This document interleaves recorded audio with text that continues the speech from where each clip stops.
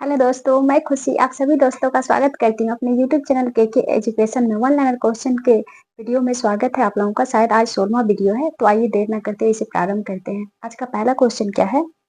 आज का पहला क्वेश्चन है, मौलिक कर्तव्य के किस समिति के सिफारिश पर संविधान में जोड़ा गया था? तो ये क्वेश्चन कहना चाह रहा है कि मौलिक कर्तव्य को संविधान के संविधान में किस समिति की सिफारिश पर जोड़ा गया था? तो किस समिति की सिफारिश पर जोड़ा गया था? इसे जोड़ा गया था स्वर्ण सिंह समिति की सिफारिश पर। किस समिति की सिफारिश पर? स्वर्ण सिंह समिति की सिफारिश पर। अब तो आपको पता चल गया होगा कि यानी कि मूल संविधान में मौलिक कर्तव्य का प्रावधान नहीं था, इसे किसी समिति की सिफारिश पर जोड़ा गया था। किस समिति की सिफारिश पर? तो स्वर्ण सिंह समिति की सिफारिश पर। कब जोड़ा गया था? तो मौलिक कर्तव्य को जोड़ा गया था 42वां संविधान संशोधन के तहत। 42वां संविधान संशोधन 1976 में। कब जोड़ा गया था? 1976 में, यानी कि 42वां संविधान संशोधन 1976 के तहत मौलिक कर्तव्य को संविधान के भाग 4 के क में अनुच्छेद 51 के क में, ठीक है, किस भाग में जोड़ा गया था मौलिक कर्तव्य को? तो भाग 4 के क में जोड़ा गया था, ठीक है। अगर आर्टिकल आपसे पूछ लिया जाए, अनुच्छेद आपसे पूछ लिया जाए कि किस अनुच्छेद में मौलिक कर्तव्य का जिक्र किया गया है, तो अनुच्छेद 51 के क में, ठीक है। किस अनुच्छेद में? अगर आपसे भाग पूछ लिया जाए तो भाग हो जाएगा भाग 4 के क में। अनुच्छेद 51 के क में मौलिक कर्तव्य को जोड़ा गया है, ठीक है। स्वर्ण सिंह समिति के द्वारा मौलिक कर्तव्य 8 मौलिक कर्तव्यों का जिक्र किया गया था कि 8 मौलिक कर्तव्यों को संविधान में जोड़ा जाए, लेकिन कुल 10 मौलिक कर्तव्यों को संविधान में जोड़ा गया था। कितने? 10 मौलिक कर्तव्यों को संविधान में जोड़ा गया था। आपसे पूछ लिया जाए कि वर्तमान में कितने मौलिक कर्तव्य हैं, तो वर्तमान में कुल 11 मौलिक कर्तव्य हैं। कितने? 11 मौलिक कर्तव्य हैं। तो 11वां मौलिक कर्तव्य को कब जोड़ा गया था? क्योंकि 10 मौलिक कर्तव्य को तो 42 संविधान संशोधन 1976 के तहत जोड़ ही दिया गया था संविधान में, लेकिन 11वां मौलिक कर्तव्य को 11वां मौलिक कर्तव्य को जोड़ा गया था। कब जोड़ा गया था? तो इसे जोड़ा गया था 86वां संविधान संशोधन 2003 में। कब जोड़ा गया था? 86वां संविधान संशोधन 2003 के तहत 11वां मौलिक कर्तव्य को संविधान के भाग 4 के क में जोड़ा गया, ठीक है। तो वर्तमान में कितने कुल मौलिक कर्तव्य हैं? 11।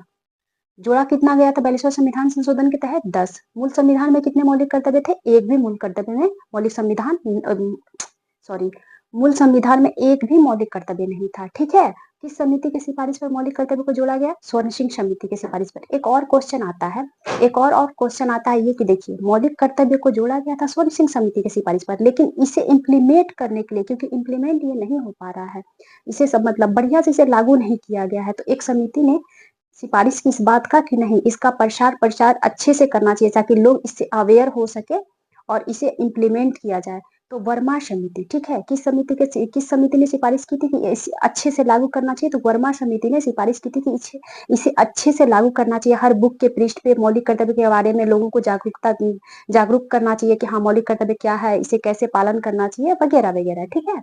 आइए क्वेश्चन नेक्स्ट को देखते हैं। नेक्स्ट क्वेश्चन हमारा क्या कह रहा है? नेक्स्ट क्वेश्चन क्या कह रहा है? नेक्स्ट क्वेश्चन कह रहा है कि भारत के नियंत्रण एवं महालेखा परीक्षक को उसके पद से हटाने की प्रक्रिया का जो नियम है वो किसके समान है? यानी कि जो कैग होता है, नियंत्रण एवं महालेखा परीक्षक, उन्हें हटाया जाता है, किसके समान प्रक्रिया द्वारा उन्हें हटाया जाता है? तो जो प्रक्रिया उच्चतम न्यायालय के न्यायाधीश को हटाने का है, वही प्रक्रिया के द्वारा नियंत्रण एवं महालेखा परीक्षक को हटाया जाता है, ठीक है। नियंत्रण एवं महालेखा परीक्षक को ही कैग कहा जाता है। क्या कहा जाता है? कैग कहा जाता है, ठीक है। इनका जिक्र किस अनुच्छेद में किया गया है? तो इनका जिक्र जो है आर्टिकल 148 से 151 के बीच इनके बारे में जिक्र किया गया है, ठीक है। इनके प्रावधान की बात की जाए कि केक का प्रावधान किस आर्टिकल में दिया गया है, तो आर्टिकल 148 में। किस में दिया गया? आर्टिकल 148 में, ठीक है। अगर आपसे पूछ लिया जाए कि केक का प्रावधान कहाँ से लिया गया है, यानी कि नियंत्रण एवं महालेखा परीक्षक का प्रावधान कहाँ से लिया गया है, तो ये लिया गया है भारत शासन अधिनियम 1935 के तहत। कब? भारत परिषद अधिनियम, सॉरी शासन बोर्ड है, परिषद होता है, भारत परिषद अधिनियम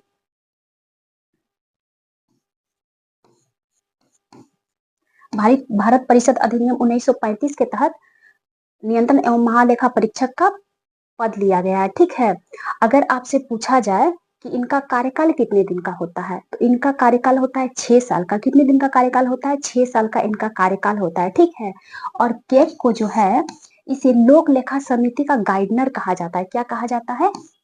लोक लेखा समिति का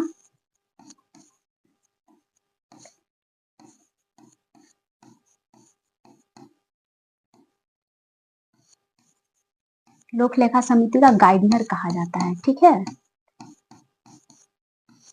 किसे कहा जाता है? केक को कहा जाता है, ठीक है। वर्तमान में नियंत्रण एवं महालेखा परीक्षक कौन है? तो वर्तमान में नियंत्रण एवं महालेखा परीक्षक है संजय मूर्ति। कौन है? संजय मूर्ति वर्तमान में नियंत्रण एवं महालेखा परीक्षक के पद पर सुशोभित हैं, ठीक है। आइए नेक्स्ट क्वेश्चन देखते हैं। नेक्स्ट क्वेश्चन हमारा क्या कह रहा है? अच्छा, ये तो हो चुका है ना। नेक्स्ट क्वेश्चन कह रहा है कि आयरिश सागर कहाँ स्थित है? तो आयरिश सागर ब्रिटेन के पश्चिम में स्थित है। कहाँ स्थित है? ब्रिटेन के पश्चिम में स्थित है।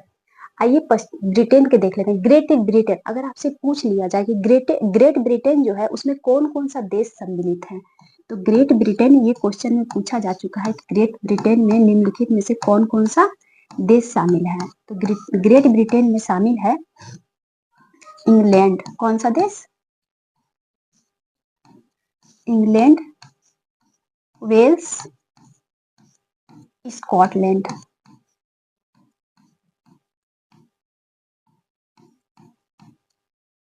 ये तीनों देश मिलकर ग्रेट ब्रिटेन का निर्माण करता है। कौन कौन सा देश? England, Wales, Scotland. लेकिन अगर इसी में ये तीनों देश अब प्लस हम उत्तरी आयरलैंड को जोड़ दे, या किसको? उत्तरी आयरलैंड को,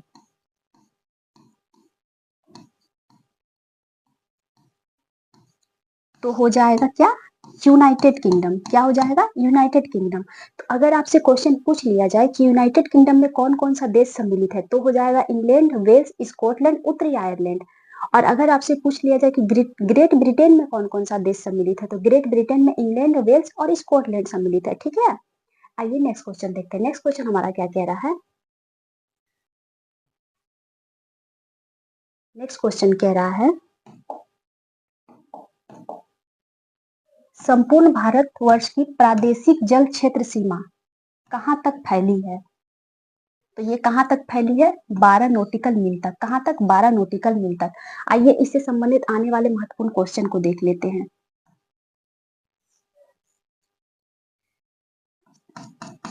ये हमारा स्थलीय सीमा हो गया, ठीक है, भारत का। यहाँ से यहाँ तक ये 12 नॉटिकल मील है। कितना? 12 नॉटिकल मील, जिसे क्या कहा जाता है? प्रादेशिक सीमा। लेकिन अगर यहीं से, अब इसको ले लीजिए, ठीक है।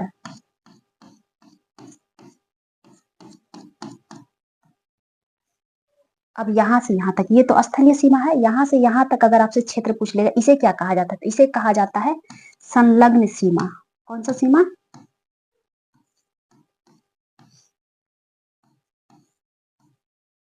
संलग्न सीमा। ये कितना होता है? तो ये होता है 24 नॉटिकल मील। कितना होता है? 24 नॉटिकल मील, ठीक है।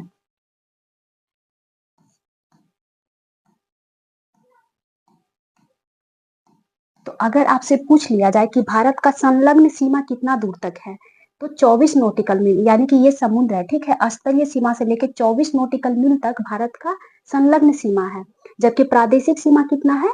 तो स्थलीय सीमा से लेकर 12 नॉटिकल मील तक, ठीक है।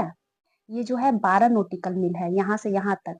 और यहाँ से यहाँ तक कितना है? ये 24 नॉटिकल मील है। कितना? 24 नॉटिकल मील। अगर वहीं आपसे पूछ लिया जाए,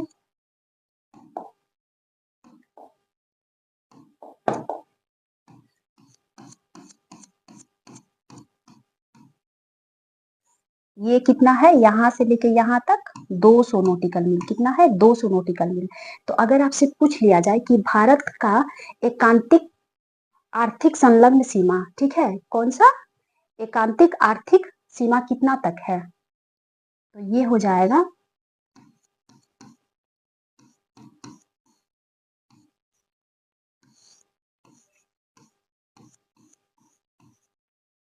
एकांतिक आर्थिक सीमा, ठीक है।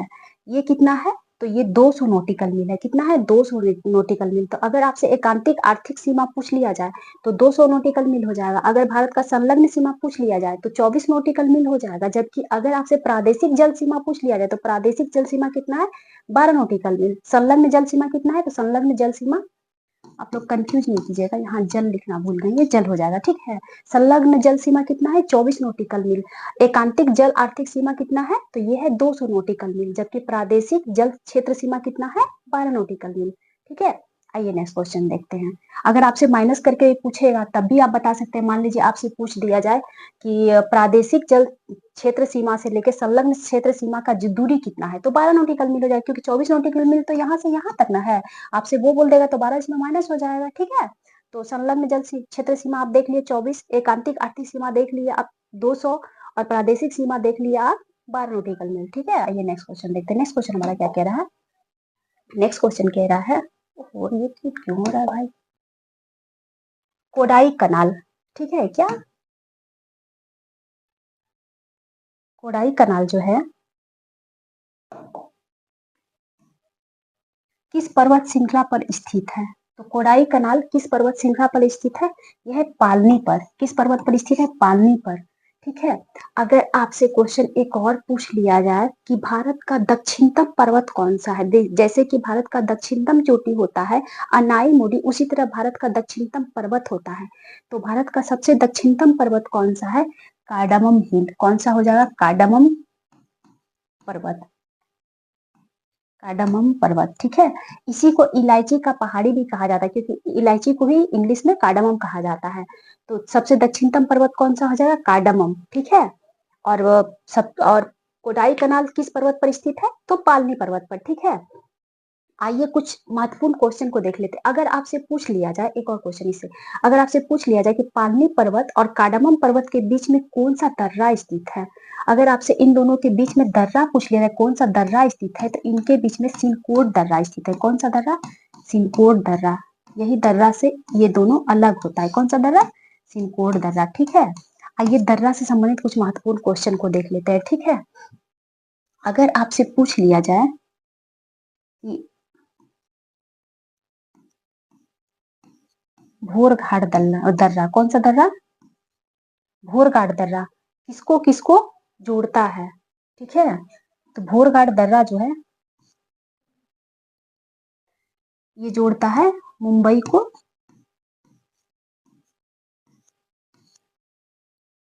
पुणे से, ठीक है। मुंबई को पुणे से जोड़ता है भोरघाट। वहीं अगर थाल घाट पूछ लिया जाए कि थाल घाट किसे जोड़ता है, थाल घाट जोड़ता है मुंबई को नासिक से, मुंबई को नासिक से। वहीं अगर आपसे पूछ लिया जाए कि पाल घाट किसे जोड़ता है, तो पाल घाट दर्रा जो है, पाल घाट दर्रा ये जोड़ता है कोच्चि को कोयम्बटूर से। किसे जोड़ता है? कोच्चि को कोयम्बटूर से।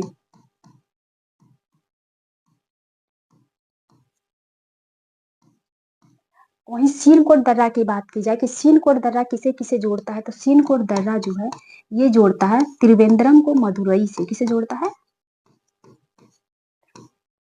त्रिवेंद्रम को मदुरई से, ठीक है। तो भोरघाट दर्रा किसे जोड़ता है? भोरघाट दर्रा जोड़ता है मुंबई को पुणे से। थालघाट दर्रा किसे जोड़ता है? थालघाट दर्रा जोड़ता है मुंबई को नासिक से, ठीक है। और पालघाट दर्रा किसे किसे जोड़ता है, किन दो शहरों को जोड़ता है, तो ये जोड़ता है कोच्चि को कोयम्बटूर से। जबकि सीमकोट दर्रा किसे जोड़ता है, तो त्रिवेंद्रम को मदुरई से जोड़ता है, ठीक है। आइए नेक्स्ट क्वेश्चन देखते हैं। नेक्स्ट क्वेश्चन हमारा क्या कह रहा है?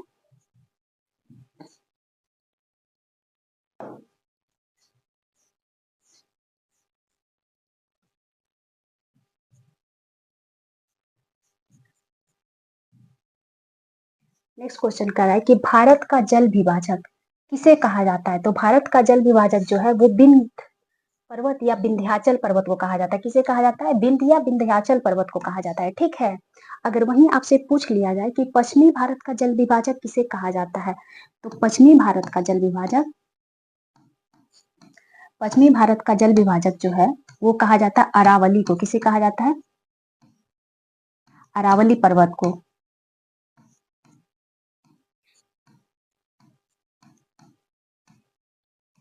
अगर वहीं आपसे पूछ लिया जाए कि प्रायद्वीपीय भारत का जल विभाजक किसे कहा जाता है, तो प्रायद्वीपीय भारत का जल विभाजक ये कहा जाता है सह्याद्री या पश्चिमी घाट को।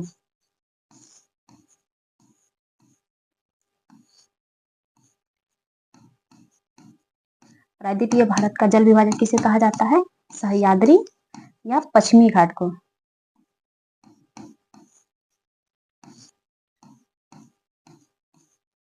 पश्चिमी घाट पर्वत को इसे कहा जाता है प्रायद्वीपीय भारत का जल विभाजक, ठीक है। जबकि पश्चिमी भारत का जल विभाजक किसे कहा जाता है, अरावली पर्वत को, ठीक है। और भारत का जल विभाजक किसे कहा जाता है, बिंदी या विंध्याचल पर्वत को। आइए नेक्स्ट क्वेश्चन देखते हैं। नेक्स्ट क्वेश्चन हमारा क्या कह रहा है। नेक्स्ट क्वेश्चन कह रहा है कि क्षेत्रफल के अनुसार भारत विश्व में कौन सा स्थान रखता है, तो क्षेत्रफल के अनुसार भारत विश्व में 7वां स्थान रखता है। कैवां स्थान रखता है, 7वां स्थान रखता है। तो इससे पहले छह देश होंगे कोई एरिया वाइज, तो आइए देख लेते हैं। अगर सबसे बड़ा क्षेत्र पूछ देगा आपसे कि सबसे बड़ा क्षेत्रफल के अनुसार कौन सा देश है, तो सबसे बड़ा हो जाएगा रूस। कौन सा देश, रूस। वहीं अगर आपसे सेकेंड नंबर पे पूछ लेगा तो सेकेंड नंबर पे हो जाएगा कनाडा। कौन सा, कनाडा। थर्ड नंबर पे चीन। फोर्थ नंबर पे आपका हो जाएगा यूएसए, ठीक है, अमेरिका। अगर आपसे फिफ्थ नंबर पे पूछ लेगा कि 5 नंबर पे कौन सा हो जाएगा, तो ब्राजील। कौन सा देश, ब्राजील। और 6 नंबर पे, तो 6 नंबर पे हो जाएगा ऑस्ट्रेलिया, ठीक है। और 7 नंबर पे अपना प्यारा भारत। तो क्रम वाइज अगर आपसे कभी कभी क्रम में लगाने के लिए देता है कि क्षेत्रफल के अनुसार आप क्रम में सजाइए, तो आपको क्रम में सजाने के लिए भी देगा, तो आप क्रम में सजा भी सकते हैं कि पहला स्थान पे रूस हो जाएगा, दूसरा स्थान पे कनाडा, तीसरा स्थान पे चीन, चौथा स्थान पे अमेरिका, पांचवा स्थान पे ब्राजील और छठा स्थान पे ऑस्ट्रेलिया, सातवां स्थान पे भारत। अगर 8वां स्थान पूछ लेगा तब भी आप लिख सकते हैं 8वां स्थान पे अर्जेंटीना हो जाएगा। कौन सा शहर, कौन सा देश, अर्जेंटीना 8वां स्थान पे है, ठीक है। अर्जेंटीना देश 8वां स्थान पे है एरिया वाइज, ठीक है। अगर वहीं आपसे पूछ लिया जाए कि सबसे बड़ा महादेश कौन सा है, द्वीप महाद्वीप पूछ देगा, तो एशिया महाद्वीप सबसे बड़ा महाद्वीप है, ठीक है। आइए नेक्स्ट क्वेश्चन देखते हैं। नेक्स्ट क्वेश्चन हमारा क्या कह रहा है। नेक्स्ट क्वेश्चन कह रहा है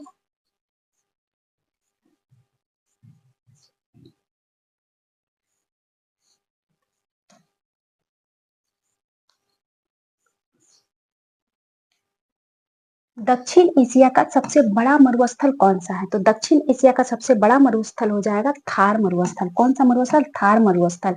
एक और बहुत ही महत्वपूर्ण क्वेश्चन पूछा गया था पिछले बार एग्जाम में, याद नहीं आ रहा किस एग्जाम में, लेकिन पूछा गया था कि थार मरुस्थल को पाकिस्तान में क्या कहा जाता है, तो थार मरुस्थल को पाकिस्तान में चोलिस्तान के नाम से जाना जाता है। किस नाम से जाना जाता है पाकिस्तान में, तो पाकिस्तान में इसे चोलिस्तान के नाम से जाना जाता है। थार मरुस्थल का ही विस्तार पाकिस्तान में है, जिसे चोलिस्तान के नाम से जाना जाता है। आइए कुछ महत्वपूर्ण मरुस्थल को देख लेते हैं। आपसे पूछा जाएगा कि कालाहारी मरुस्थल, कालाहारी मरुस्थल कहाँ स्थित है, तो कालाहारी मरुस्थल जो है वो बोत्सवाना में स्थित है। कहाँ स्थित है, कालाहारी मरुस्थल बोत्सवाना में। आपसे वही पूछ लिया जाएगा कि पेंटागोनिया मरुस्थल ये कहाँ स्थित है।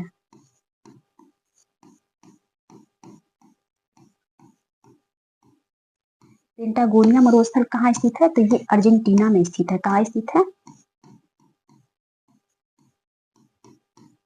अर्जेंटीना में स्थित है। कहाँ स्थित है, अर्जेंटीना। अटाकामा मरुस्थल, अटाकामा मरुस्थल कहाँ स्थित है, अटाकामा मरुस्थल अगर आपसे पूछ लिया जाए तो ये चिली और पेरू के सीमा पे स्थित है। कहाँ स्थित है, चिली प्लस पेरू के सीमा पर स्थित है। कौन सा मरुस्थल, अटाकामा मरुस्थल, ठीक है। अगर वहीं आपसे पूछ दिया जाए ग्रैंड सैंडी मरुस्थल, ग्रैंड सैंडी मरुस्थल कहाँ स्थित है, तो ऑस्ट्रेलिया में। विक्टोरिया मरुस्थल कहाँ स्थित है, तो ऑस्ट्रेलिया में स्थित है, ठीक है। आइए नेक्स्ट क्वेश्चन देखते हैं। नेक्स्ट क्वेश्चन हमारा क्या कह रहा है। नेक्स्ट क्वेश्चन कह रहा है कांटो का मैदान किस देश में स्थित है, तो कांटो का मैदान ये जापान में स्थित है। कहाँ स्थित है, जापान में स्थित है। आइए जापान से संबंधित कुछ क्वेश्चन देख लेते हैं। जापान में बहुत ही महत्वपूर्ण 4 द्वीप है जो बहुत ही प्रसिद्ध है, एग्जाम में बहुत बार पूछा जा चुका है। कौन कौन सा द्वीप, एक तो होक्काइडो द्वीप। कौन सा, होक्काइडो द्वीप होता है, होक्काइडो।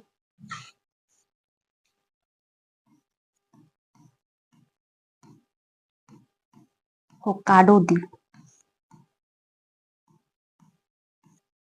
होन्शु द्वीप। होन्शु द्वीप पर ही जापान की राजधानी टोक्यो पर स्थित है। किस द्वीप पर? अगर आपसे पूछा जाए कि जापान की राजधानी कहाँ है, टोक्यो, किस द्वीप पर स्थित है, तो होन्शु द्वीप पर। इसके बाद कौन सा द्वीप है? क्यूशु द्वीप। कौन सा? क्यूशु द्वीप। ये कहाँ स्थित है? तो ये भी जापान में है। कहाँ स्थित है? जापान में स्थित है। होक्काइडो द्वीप, होन्शु द्वीप, क्यूशु द्वीप। इसके बाद एक कौन सा द्वीप होता है, मिसमाइंड हो रहा है। इसके बाद ध्यान नहीं आ रहा, आएगा तो मैं बताती हूँ, ठीक है। तो जापान की राजधानी टोक्यो किस द्वीप पर स्थित है? होन्शु द्वीप पर। किस द्वीप पर? होन्शु द्वीप पर।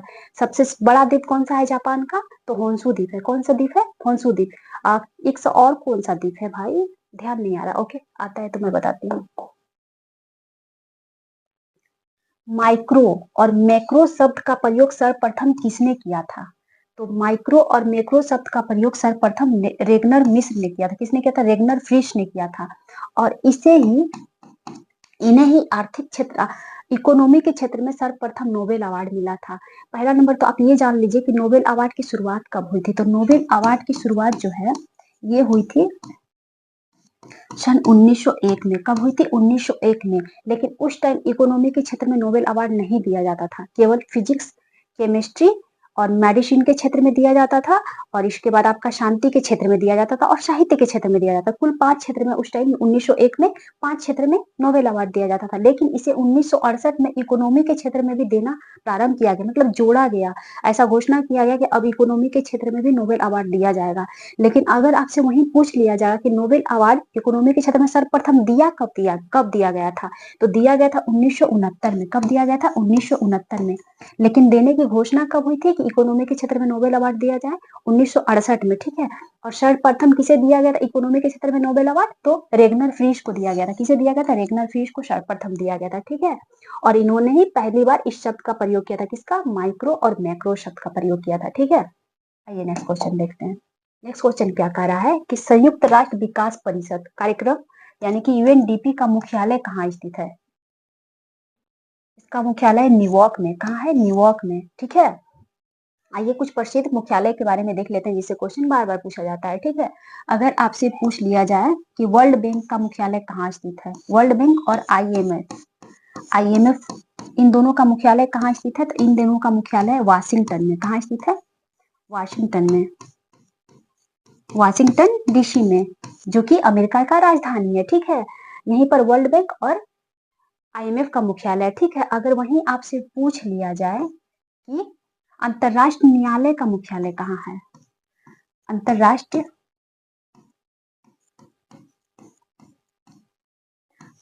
न्यायालय का मुख्यालय कहाँ है,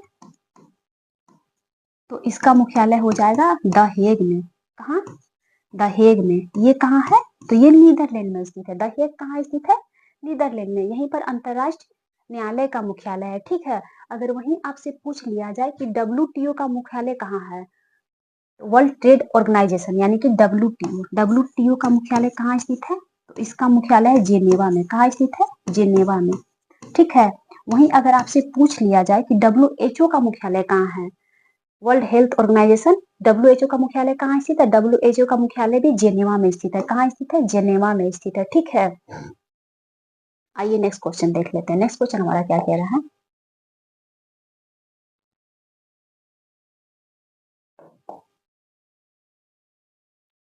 प्रथम पृथ्वी सम्मेलन का आयोजन कब किया गया था?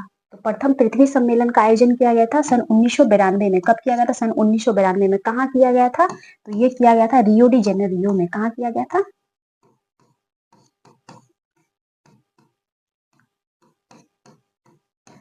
रियो डी जेनेरियो में। ये कहाँ पड़ता है? तो ये ब्राजील में स्थित है। कहाँ स्थित है? ब्राजील में स्थित है। यहीं पर प्रथम पृथ्वी सम्मेलन हुआ था, ठीक है। अगर वहीं आपसे द्वितीय पृथ्वी सम्मेलन के बारे में पूछ ले, क्योंकि प्रथम पृथ्वी सम्मेलन के बारे में तो लगभग सभी लोग पढ़ ही लेते हैं, लेकिन द्वितीय पृथ्वी सम्मेलन के बारे में अगर पूछ लिया जाए तो बहुत कंफ्यूजन हो जाएगा। द्वितीय पृथ्वी सम्मेलन कहाँ हुआ था? तो ये हुआ था जोहान्सबर्ग में। कहाँ हुआ था? जोहान्सबर्ग में हुआ था। कब हुआ था? 2002 में।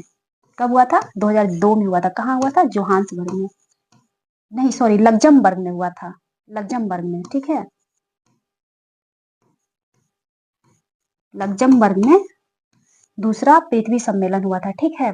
अगर वहीं आपसे पूछ लिया जाए कि मॉन्ट्रियो प्रोटोकॉल कब हुआ था, तो मॉन्ट्रियो प्रोटोकॉल कब हुआ था, ये हुआ था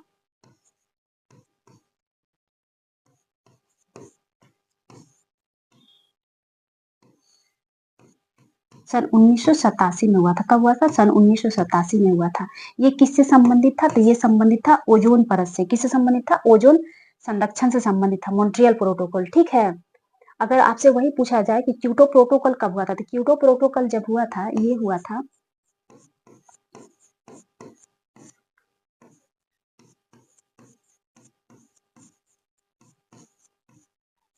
क्योटो प्रोटोकॉल कब हुआ था? क्योटो प्रोटोकॉल हुआ था 1997 में। कब हुआ था? 1997 में। और क्योटो प्रोटोकॉल किससे संबंधित था? तो ये ग्लोबल वार्मिंग से संबंधित था। किससे संबंधित था? जलवायु परिवर्तन से, यानी कि ग्लोबल वार्मिंग से क्योटो प्रोटोकॉल संबंधित था। जबकि मॉन्ट्रियल प्रोटोकॉल संबंधित था ओजोन परत, ओजोन संरक्षण से। और इसे लागू कब किया गया? मॉन्ट्रियल प्रोटोकॉल को लागू कब किया गया था? तो लागू किया गया था इसे शायद 1989 में, ठीक है। कब लागू किया गया था? 1989 में। और कीटो प्रोटोकॉल को लागू कब किया गया था? इसे लागू किया गया था 2005 में। कब लागू किया गया था 2005 में। और प्रथम पृथ्वी सम्मेलन कब हुआ था? तो 1992 में। द्वितीय पृथ्वी सम्मेलन कब हुआ था? 2002 में, ठीक है। आइए नेक्स्ट क्वेश्चन देखते हैं। नेक्स्ट क्वेश्चन हमारा क्या कह रहा है? नेक्स्ट क्वेश्चन कह रहा है कि भीतरकनिका राष्ट्रीय उद्यान किस लिए प्रसिद्ध है? तो भीतरकनिका राष्ट्रीय उद्यान मगरमच्छ के लिए प्रसिद्ध है। किस लिए प्रसिद्ध है? मगरमच्छ के लिए। भीतरकनिका राष्ट्रीय उद्यान कहाँ स्थित है? तो ये स्थित है उड़ीसा में। कहाँ स्थित है? उड़ीसा में। उड़ीसा में एक और भी राष्ट्रीय उद्यान है जो बहुत फेमस है, शिमलीपाल। कौन सा?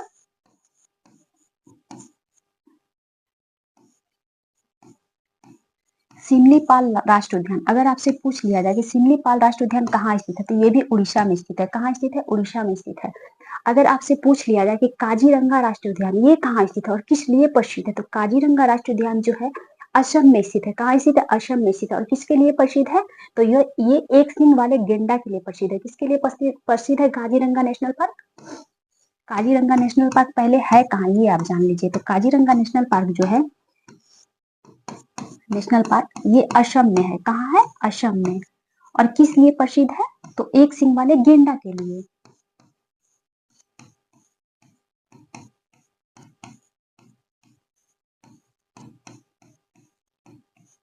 एक सींग वाले गेंडा के लिए काजीरंगा नेशनल पार्क प्रसिद्ध है। और कहाँ स्थित है? असम में स्थित है। सिमलीपाल नेशनल पार्क कहाँ है? उड़ीसा में स्थित है। भीतरकनिका नेशनल पार्क कहाँ स्थित है? उड़ीसा में स्थित है। किस लिए प्रसिद्ध है भीतरकनिका नेशनल पार्क? तो मगरमच्छ के लिए है, ठीक है।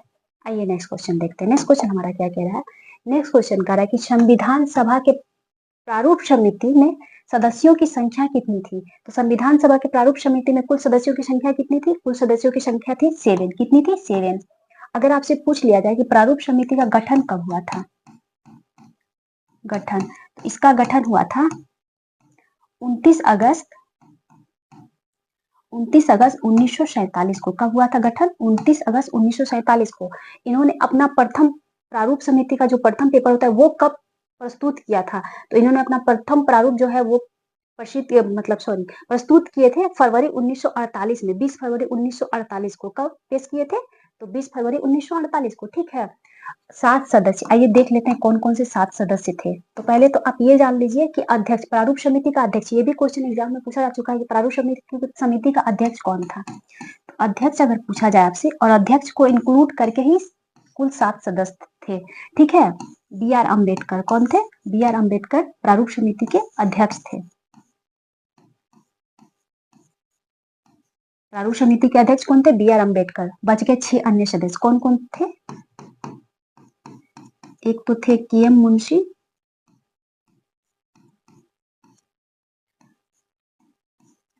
मोहम्मद सादुतुल्ला, मोहम्मद सादुतुल्ला,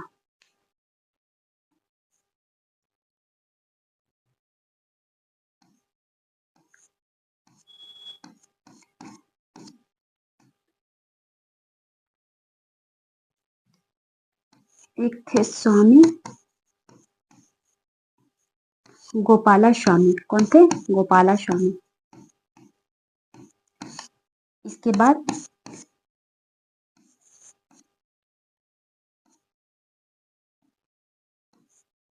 एन एस स्वामी आयंगर। कौन थे? एन एस स्वामी, वो टीबीएल मित्तल, टीबीएल मित्तल। इसके बाद कौन थे? DP Khaitan, DP Khaitan. कौन थे? डीपी खेतान। टीबीएल मित्तल, अगर आपसे पूछ लिया जाए कि टीबीएल मित्तल की मृत्यु के बाद कौन आया था, तो टीबीएल मित्तल की मृत्यु के बाद आया था माधवन, क्योंकि उनकी जो है बीच में मृत्यु हो गई थी, तो माधवन आए थे। डीपी खेतान की मृत्यु के बाद कौन आया था? टीटी कृष्णमाचारी। कौन आया था? टीटी कृष्णमाचारी आया था। ठीक है,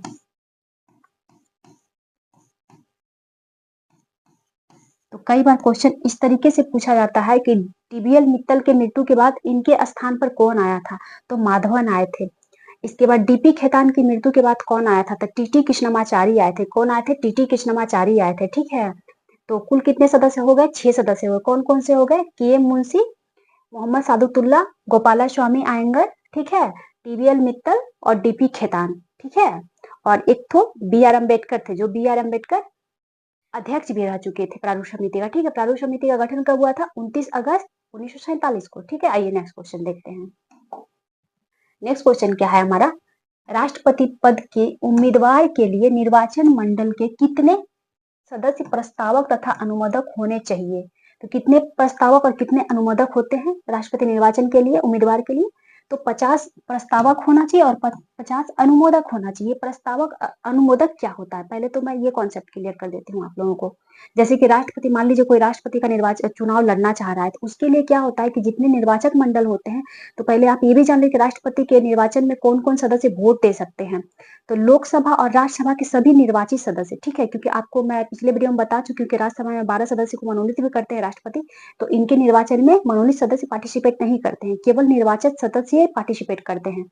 तो लोकसभा और राज्यसभा के टोटल निर्वाचित सदस्य और प्लस हर राज्य के विधानसभा के निर्वाचित सदस्य, और 2 केंद्र शासित प्रदेश ऐसे हैं जहां के निर्वाचित सदस्य भी भाग लेते हैं। कौन कौन से? तो दिल्ली और पुदुचेरी के विधानसभा के निर्वाचित सदस्य भी राष्ट्रपति के चुनाव में पार्टिसिपेट करते हैं। ठीक है, तो इन्हीं टोटल निर्वाचक सदस्य में से कोई ना कोई 50 सदस्य होना चाहिए प्रस्तावक और 50 सदस्य होना चाहिए अनुमोदक। तो आपके दिमाग में एक और ख्याल आएगा कि क्या 50 सदस्य वही हो सकते हैं, जो 50 सदस्य जो है प्रस्तावक है वही 50 सदस्य अनुमोदक बन सकते हैं? तो जी नहीं, बिल्कुल नहीं। 50 अलग से जो सदस्य, अगर जो सदस्य प्रस्तावक के रूप में हो चुके हैं, वो अनुमोदक नहीं दे सकते। अनुमोदन के लिए फिर दूसरे 50 सदस्य होना चाहिए, लेकिन निर्वाचक मंडल के ही लिए होना चाहिए। तो देखा जाए ओवरऑल तो कुल 100 सदस्य होना चाहिए। ठीक है, अनुमोदक का मतलब क्या होता है? अनुमोदक का मतलब होता है स्वीकृति, कि हाँ ठीक है, मतलब एक्स व्यक्ति राष्ट्रपति के लिए चुनाव लड़ सकते हैं, ये मेरे ओर से स्वीकृति है इस बात का। और प्रस्तावक का मतलब क्या होता है कि ठीक है, हम समर्थन करते हैं कि एक्स व्यक्ति राष्ट्रपति का चुनाव लड़ सकता है। ठीक है, ऐसा। तो ये निर्वाचक मंडल का ही होना चाहिए 50-50 व्यक्ति, यानी 50-50-100 व्यक्ति। ठीक है, वहीं आपसे एक क्वेश्चन पूछा जा सकता है कि उपराष्ट्रपति के लिए कितने अनुमोदक और कितने प्रस्तावक होना चाहिए? ठीक है, तो उपराष्ट्रपति के चुनाव के लिए 20 अनुमोदक और 20 प्रस्तावक होने चाहिए। कितने? 20 अनुमोदक और 20 प्रस्तावक होना चाहिए। ठीक है, आइए नेक्स्ट क्वेश्चन देखते हैं। नेक्स्ट क्वेश्चन हमारा क्या कह रहा है? नेक्स्ट क्वेश्चन कह रहा है किस हार्मोन के स्राव के कारण हृदय की धड़कन एवं श्वसन दर में एक साथ वृद्धि हो जाती है? तो किस हार्मोन के स्रावन के कारण हृदय का धड़कन और श्वसन दर दोनों तेज हो जाता है? आप देखते होंगे कि जब आदमी घबराता है, किसी चीज से डर जाता है या घबराता है, तो उसका हार्ट बीट बहुत तेज हो जाता है, हार्ट बीट भी तेज हो जाता है और सांस दर, मतलब श्वसन दर भी बहुत जल्दी जल्दी सांस लेने लगता है। तो किस हार्मोन के कारण? कौन सा हार्मोन है जो वैसी स्थिति में रिलीज होने लगता है शरीर से? Adrenaline hormone. कौन सा? एड्रीनलिन हार्मोन या फिर एड्रानालाइन हार्मोन भी इसी को कहा जाता है। ठीक है, तो आप देख लीजिएगा एग्जाम में जो भी लिखा रहेगा तो दोनों ही सही हो जाएगा। कहीं कहीं एड्रीनलिन हार्मोन लिखा रहेगा, कहीं कहीं एड्रेनालाइन हार्मोन लिखा रहेगा। इस हार्मोन के कारण ही शरीर के लोगों के धड़कन तेज हो जाते हैं और श्वसन दर भी बढ़ जाते हैं। या फिर किसी किसी को देखिएगा कि पानी से डर लगता है, आप जब उसको पानी के पास ले जाइएगा तो अजीब से उसके बॉडी में हरकत होने लगता है, जैसे कि उसका श्वसन दर बढ़ जाएगा, हार्ट बीट बहुत तेज हो जाएगा, घबराहट होने लगेगा, शरीर कांपने लगेगा, पूरा पसीना पसीना हो जाएगा, किसी चीज से डर जाएगा, किसी किसी को भूत से डर लगता है, ऐसा टाइप सा। तो उस टाइम देखिएगा कि लोग कांपने लगते हैं डर से, पूरा शरीर एकदम अजीब सा होने लगता है, पसीना पसीना हो जाएगा, चेहरा लाल हो जाएगा। किस हार्मोन के कारण? तो इसी हार्मोन के कारण होता है। किसके कारण? एड्रेनलिन हार्मोन के कारण ही होता है। आइए देख लेते हैं इसका स्रावन कहाँ से होता है। इसका स्रावन होता है अधिवृक्क ग्रंथि से। कहाँ से होता है? अधिवृक्क ग्रंथि से। अधिवृक्क ग्रंथि ये कहाँ होता है?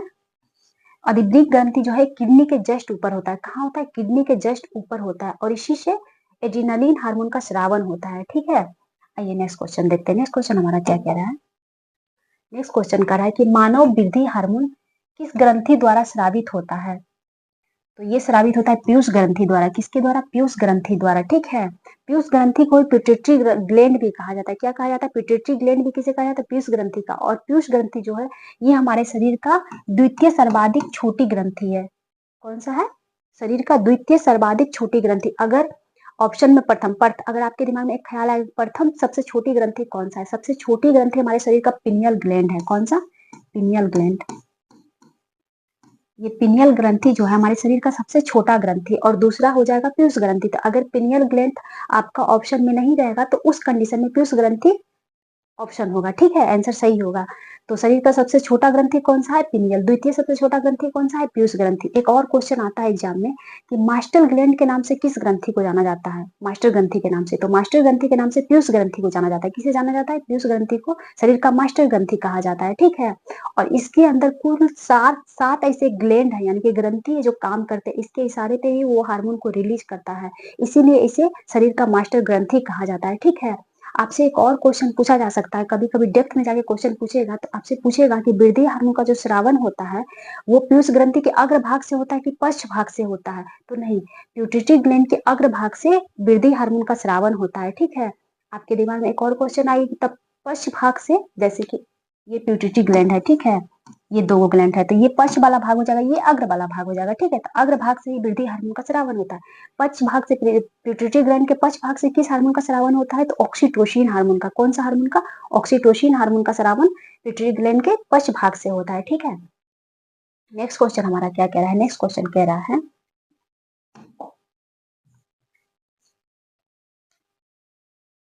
कौन सा हार्मोन शरीर में कौन सा हार्मोन शरीर में रक्त शर्करा के स्तर को नियंत्रित करता है? तो कौन सा हार्मोन है वो? इंसुलिन। कौन सा हार्मोन है? इंसुलिन। इंसुलिन ही है जो शरीर में ब्लड शुगर के लेवल को कंट्रोल में रखता है। इंसुलिन का स्रावन की बात की जाए तो ये मैं कितनी बार पढ़ा चुकी हूँ। इंसुलिन का स्रावन कहाँ से होता है? तो इंसुलिन का स्रावन होता है अग्नाशय ग्रंथि के बीटा सेल से। कहाँ से होता है? अग्नाशय ग्रंथि के बीटा सेल से होता है। ठीक है, इंसुलिन का स्रावन। इसका कार्य क्या है? तो इसका कार्य है शरीर में ब्लड शुगर के लेवल को कंट्रोल करना। अगर शरीर में ब्लड शुगर में अगर ग्लूकोज का मात्रा अत्यधिक बढ़ जाए, मतलब हमारे ब्लड में ग्लूकोज का लेवल अत्यधिक बढ़ जाए, तो ग्लूकोज को जो है ना ये ग्लाइकोजेन में कन्वर्ट कर देता है। तो आपसे एक और क्वेश्चन पूछा जा सकता है कि ग्लूकोज का फॉर्मूला होता है, क्या होता है?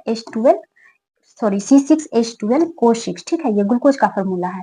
तो आपसे पूछेगा कि ग्लूकोज को ग्लाइकोजेन में बदलने का कार्य कौन करता है? तो इंसुलिन हार्मोन। ये जो एक्स्ट्रा ग्लूकोज होता है हमारे शरीर में, जितनी की आवश्यकता है उससे ज्यादा अगर ग्लूकोज बन जाता है हमारे ब्लड में तो उसको ये ग्लाइकोजेन में कन्वर्ट कर देता है। किसमें? ये ग्लाइकोजेन में कन्वर्ट कर देता है।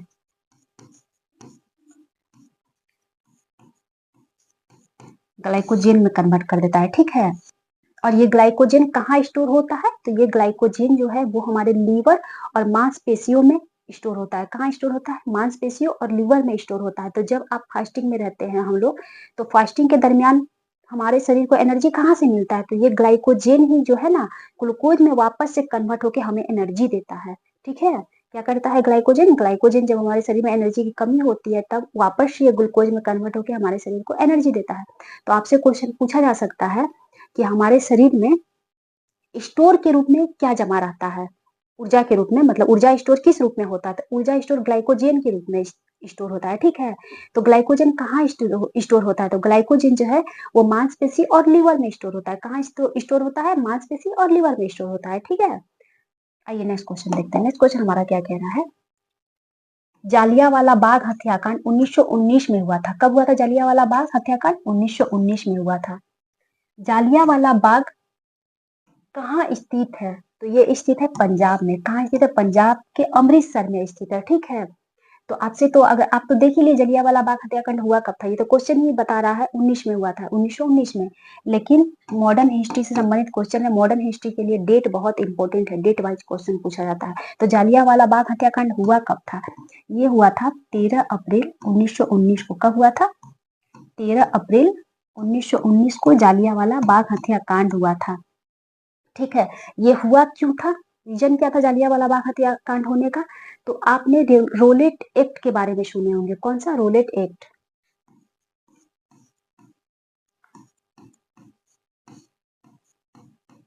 रोलेट एक्ट आया कब था? ये आया था मार्च 1919 में।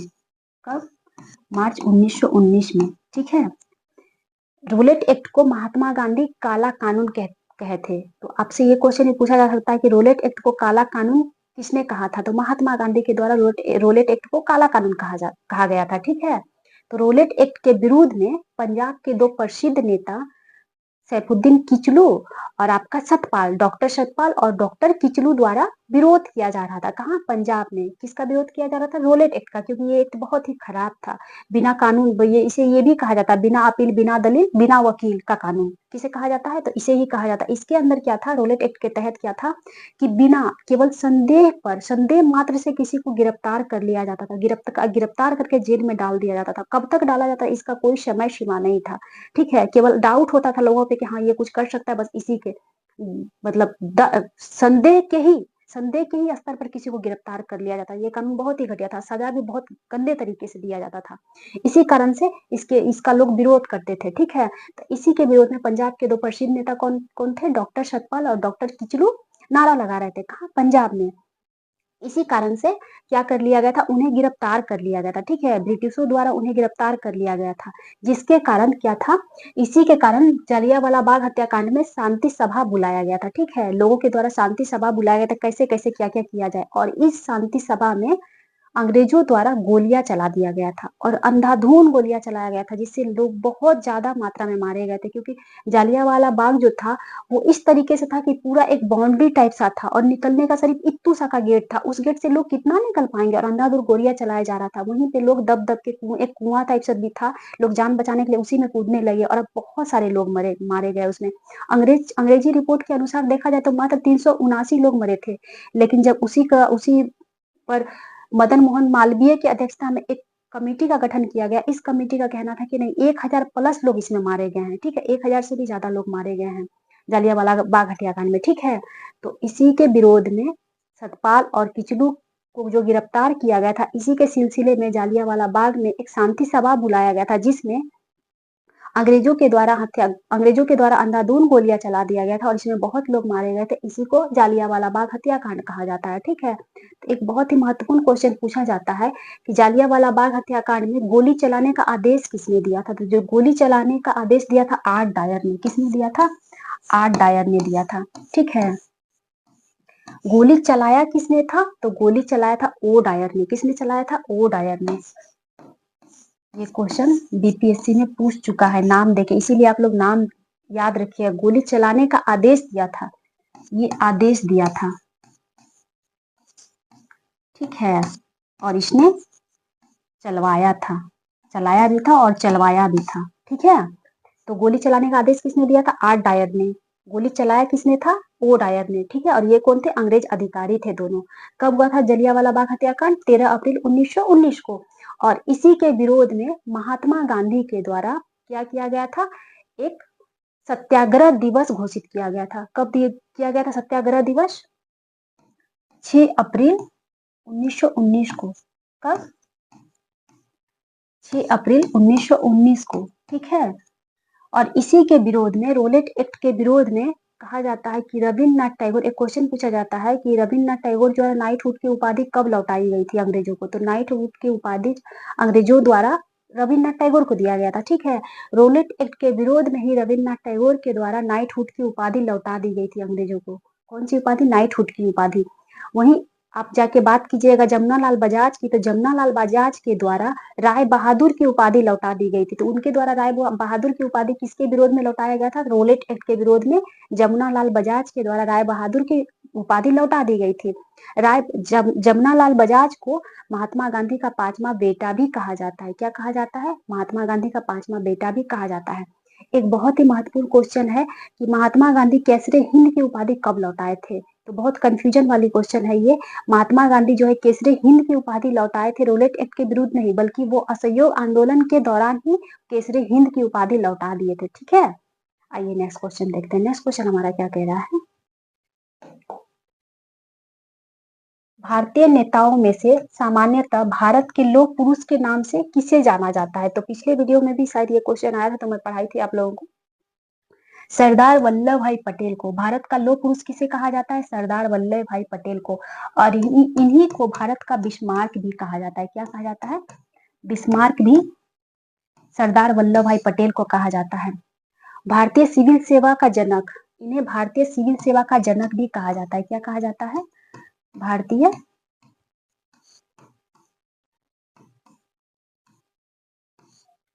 भारतीय सिविल सेवा का जनक किसे कहा जाता है? तो भारतीय सिविल सेवा का जनक सरदार वल्लभ भाई पटेल को कहा जाता है। जबकि अगर सिविल सेवा का जनक आपसे क्वेश्चन पूछ लिया जाए तो कार्नवालिस हो जाएगी। सिविल सेवा का जनक किसे कहा जाता है? तो कार्नवालिस को कहा जाता है। लेकिन भारतीय जैसे ही ऐड होगा कि भारतीय सिविल सेवा का जनक किसे कहा जाता है, तो सरदार वल्लभ भाई पटेल को कहा जाता है। ठीक है। इन्हें सरदार की उपाधि कब दी गई थी? एक ये भी क्वेश्चन पूछा जाता है कि सरदार की उपाधि किसके द्वारा दी गई थी या कब दी गई थी। अगर कब दी गई थी पूछा जाए तो बारडोली सत्याग्रह के दौरान सरदार वल्लभ भाई पटेल को सरदार की उपाधि दी गई थी। किसके द्वारा दी गई थी? तो बारडोलियों की महिलाओं द्वारा। किसके द्वारा? बारडोलियों की महिलाओं द्वारा। अगर बारडोली की महिला ऑप्शन में नहीं रहे तो महात्मा गांधी सही हो जाए, क्योंकि बारडोली की महिलाओं के कहने पर महात्मा गांधी के द्वारा वल्लभ भाई पटेल को सरदार की उपाधि दी गई थी। ठीक है।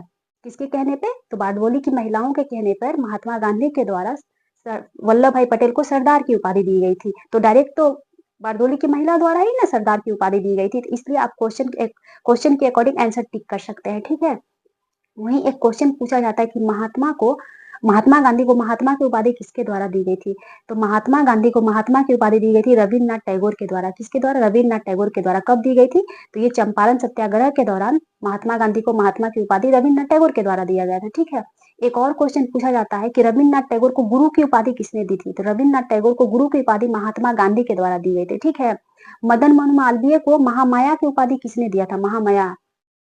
मदन मोहन मालवीय को महामाया की उपाधि किसके द्वारा दी गई थी? तो महामाया की उपाधि मदन मोहन मालवीय को महात्मा गांधी के द्वारा दी गई थी। किसके द्वारा दी गई थी? महात्मा गांधी के द्वारा। ठीक है। तो शायद क्वेश्चन की संख्या खत्म हो गई। हाँ, कल वाला लास्ट वीडियो में मैं जब बोल रही थी तो उस टाइम शायद आवाज साइलेंट हो गई थी, कुछ सुनाई नहीं देता। आइए 1 मिनट का वो वीडियो था, मैं फिर से रिविजन कर दे रही हूँ। उस टाइम क्वेश्चन क्या था कि आपातकाल के बारे में था। ठीक है। आपात के बारे में, जैसे भारत में कुल कितने प्रकार के आपात लगते हैं? 3 प्रकार के।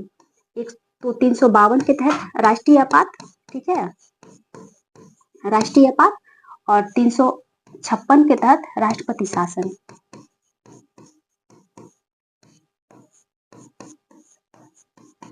और 360 के तहत वित्तीय आपातकाल। वित्तीय आपातकाल लगता है। तो राष्ट्रीय आपातकाल अभी तक भारत में कितनी बार लगा है? कुल 3 बार। कितनी बार? 3 बार। कब कब लगा है? 1962 में, 1971 में, 1975 में। 1962 में जो लगा था वो 1965 में जो लगा था वो भारत चीन युद्ध के कारण लगा था। 1971 में भारत पाकिस्तान युद्ध के कारण लगा था। 1975 में सशस्त्र विद्रोह का हवाला देकर आपातकाल लगाया गया था। कब लगाया गया था? 25 जून 1975 को। 25 जून इसी दिन को याद करते हुए 2024 के वर्तमान सरकार ने उस दिन को किस रूप में घोषित किया है? तो संविधान हत्या दिवस के रूप में घोषित किया है। तो आपसे पूछा जा सकता है क्वेश्चन में कि संविधान हत्या दिवस कब मनाया जाता है? संविधान हत्या दिवस 25 जून को मनाया जाता है। ठीक है। कब मनाया जाता है? 25 जून को मनाया जाता है। वहीं अगर आपसे पूछ लिया जाए कि राष्ट्रपति शासन सर्वप्रथम किस राज्य में लगा था, तो राष्ट्रपति शासन सर्वप्रथम पंजाब में लगा था, जो तत्कालिक उस समय उसे पेप्सू के नाम से जाना जाता था। किस नाम से? पेप्सू के नाम से जाना जाता था। तो अगर क्वेश्चन में पेप्सू रहे तब भी सही होगा, पंजाब रहे तब भी सही होगा। ठीक है। वहीं अगर वित्तीय आपातकाल की बात की जाए तो वित्तीय आपातकाल भारत में एक बार भी नहीं लगा है। ठीक है, एक बार भी नहीं लगा है। अगर आपसे पूछा जाए कि राष्ट्रीय आपातकाल का प्रावधान कहाँ के संविधान से लिया गया, तो राष्ट्रीय आपातकाल का प्रावधान जो है जर्मनी के वाइमर संविधान से लिया गया। कहाँ के? जर्मनी के वाइमर संविधान से। जबकि वित्तीय आपातकाल का प्रावधान जो है वो अमेरिका के संविधान से लिया गया है। कहाँ के संविधान से? अमेरिका के संविधान से। ठीक है, इतना ही मैं कल बोल रही थी तो शायद मेरी आवाज गुम हो गई थी। ठीक है, तो thank you so much. I hope आज का वीडियो भी आप लोगों को पसंद आएगा। और किसी प्रकार का अगर क्वेश्चन में कंफ्यूजन हो तो प्लीज कमेंट बॉक्स में कमेंट जरूर कीजिएगा। और हाँ, नोट डाउन और रिवीजन बिल्कुल मत छोड़िएगा, उसे डेली वाइज में करते रहिएगा। ठीक है, थैंक यू सो मच।